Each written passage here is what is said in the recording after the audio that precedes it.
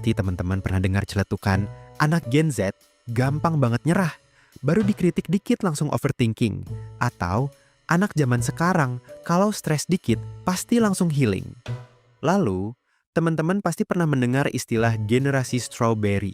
Generasi yang kelihatannya cantik di luar tapi rapuh ketika menghadapi tekanan. Kenapa ya Gen Z sering banget dicap lemah sama generasi yang lebih tua? Atau hal ini terjadi karena adanya benturan nilai antar generasi? Di video kali ini, kita akan jelajahi sisi psikologis dan sosial di balik label lemah ini. Aku Noala, akan memandumu untuk memuaskan rasa keingintahuanmu. You have probably heard people say that Gen Z give up too easy. When they get a little criticized, they overthink, and when they feel stressed, they immediately look for healing.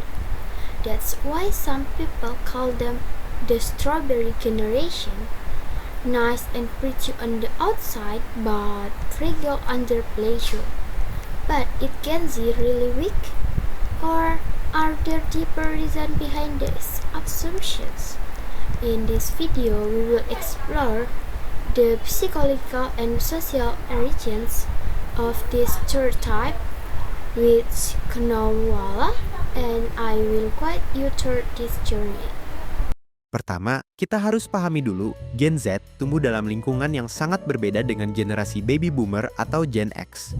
Label lemah yang sering disematkan ke Gen Z itu sebenarnya muncul dari perbandingan gaya hidup antar generasi. Generasi baby boomer dan Gen X tumbuh di era yang keras, stabilitas ekonomi sulit, informasi terbatas, dan harus kerja keras untuk bertahan. Sementara Gen Z tumbuh di era digital, serba cepat, penuh informasi, dan di satu sisi, serba cemas. Menurut Dr. Haim Ginott, dalam teori helikopter parenting yang banyak diteliti dalam psikologi perkembangan, generasi sebelum Gen Z sering dibesarkan dengan pola asuh yang lebih independen dan otoriter. First, Gen Z grew up in a completely different environment compared to baby boomers and Gen X. Older generation had limited information and unstable economies. They had to fight hard just to survive. Meanwhile, Gen Z live in a fast digital world full of opportunities but also full of anxiety. The difference in lifestyle between generations create different way of solving problems, and sometimes those differences are mistaken for weakness.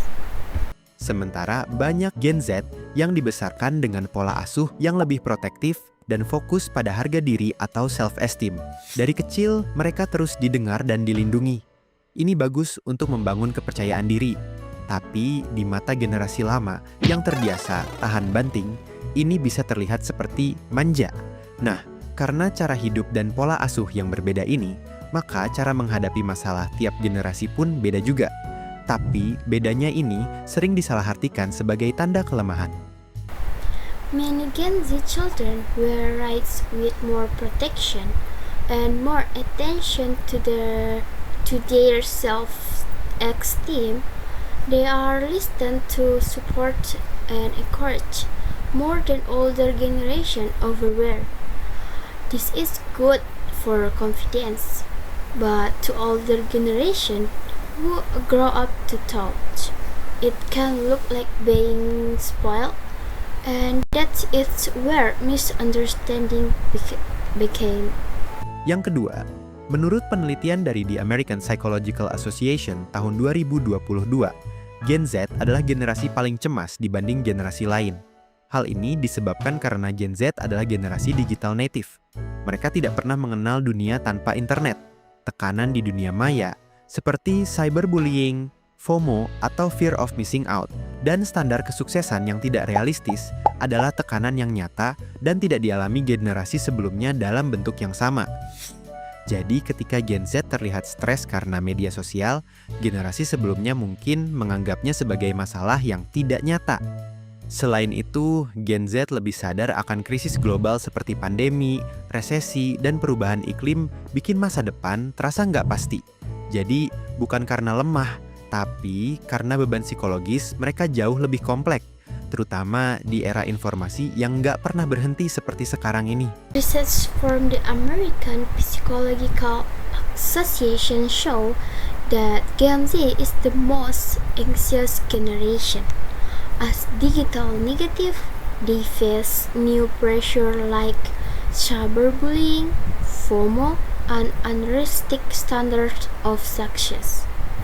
They are worried more about global issues such as pandemic, recession, and climate change. Their burden is not lighter, just different and more complex than before. Menariknya, Gen Z justru dikenal sebagai generasi yang lebih sadar kesehatan mental. Kalau dulu stres dianggap hal biasa, sekarang mereka berani ngomong, "Aku butuh bantuan, aku butuh istirahat." Menurut riset dari Verywell Mind dan Harvard Health, Gen Z paling terbuka terhadap terapi dan self-care dibanding generasi sebelumnya. Nah, buat sebagian orang tua, keterbukaan ini justru terlihat seperti kelemahan. Padahal sebenarnya ini bentuk kekuatan bahwa mereka berani menghadapi diri sendiri. Dan menurut penelitian di Jurnal Psikologi Indonesia yang terbit tahun 2021, keterbukaan emosional ini justru meningkatkan resiliensi dan kemampuan beradaptasi terhadap stres. Hal ini tentunya akan menyebabkan adanya benturan nilai antar generasi. Apa yang dianggap kuat oleh generasi lama belum tentu sama definisinya bagi Gen Z. Berdasarkan penelitian oleh American Psychological Association atau biasa disebut APA, bagi generasi lama, kuat berarti diam dan menahan masalah. Namun bagi Gen Z, kuat justru berarti berani mengakui kelemahan dan mencari pertolongan. Apa yang disebut lemah oleh generasi lama sebenarnya adalah kesadaran akan kesehatan mental yang lebih tinggi. Gen Z lebih berani bilang, "Aku nggak baik-baik aja," dan itu adalah bentuk keberanian baru. Sebagai bentuk, mereka berani menghadapi diri sendiri dan lebih aware akan diri sendiri. Lalu, berdasarkan studi dari LinkedIn atau Deloitte tentang tren kerja Gen Z, bertahan di pekerjaan yang toksik justru dianggap bodoh. Lain halnya dengan generasi baby boomer, mungkin bangga bertahan di satu perusahaan selama 30 tahun. Gen Z lebih loyal pada nilai-nilai pribadi, work-life balance, dan pertumbuhan diri. Sementara generasi sebelumnya, sikap ini bisa dianggap sebagai tidak setia dan cepat menyerah. Sekarang bayangkan, bagi generasi yang dulu berjuang dari nol, kerja keras tanpa banyak mengeluh itu tanda kekuatan. Tapi bagi Gen Z, keseimbangan hidup dan kesehatan mental justru jadi prioritas. Jadi, yang terjadi bukan siapa kuat, siapa lemah, tapi benturan nilai hidup dan cara bertahan yang berbeda. Interestingly, Gen Z is also the most open about mental health, saying "I need help" or "I'm not okay" is not a sign of weakness. It is the courage to face himself. In the workplace, they value being, personal growth, and work-life balance. Staying in a toxic environment is no longer seen as strength, but an unnecessary survive. The conflict here is a class or values, not a measure of who is stronger. Jangan salah, di balik stereotip lemah, Gen Z juga punya kekuatan luar biasa. Yang pertama, adaptif terhadap perubahan teknologi. Kedua, punya empati sosial tinggi. Terakhir, berani bicara soal keadilan, kesetaraan, dan isu global. Penelitian dari survei Deloitte Global pada tahun 2024 bahkan menyebut Gen Z adalah generasi paling sadar nilai, paling peduli terhadap isu kemanusiaan dan lingkungan. Jadi mungkin mereka bukan lemah, tapi lebih peka dan manusiawi. Jadi, setiap generasi punya caranya sendiri buat bertahan. Gen Z bukan lemah. Mereka hanya berjuang di medan perang yang berbeda. Medan perangnya penuh dengan tekanan digital, ketidakpastian ekonomi, dan kesadaran akan isu-isu global yang membuat cemas. Sebaliknya, kita juga perlu memahami bahwa generasi sebelumnya dibesarkan dengan nilai survival dan ketahanan fisik. Kritik mereka, meski terdengar menyebalkan, seringkali berasal dari rasa khawatir dan cara mereka menunjukkan kasih sayang menurut bahasa mereka. Kalau kamu Gen Z atau mungkin dari generasi sebelumnya, gimana menurutmu? Every generation has its own way of surviving. Gen Z is not weak. They are simply fighting on a different battlefield. Digital pleasure, uncountable economies, and global anxiety. Older generation might seem strict, but their critics often come from concern.